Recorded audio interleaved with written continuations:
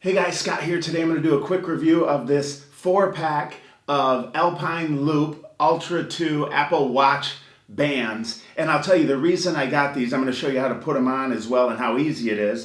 The reason I got these is because one, I have 4 different colors and I really wanted the black, but when I got my Apple Watch, I just got it. It came with a blue but not a black one, so I'll put that out of the way.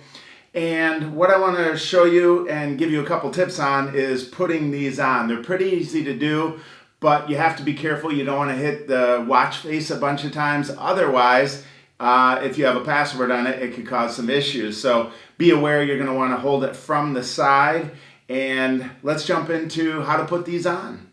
Okay, so I have my watch here and I took the other bands off. And as you can see here, there's 2 different buttons. And it's really simple to go ahead and put this on. All I'm going to do is hold it by the sides like I mentioned earlier. Otherwise, you're going to be hitting your password on the front. And you're going to want to slide this in and it locks right in place there.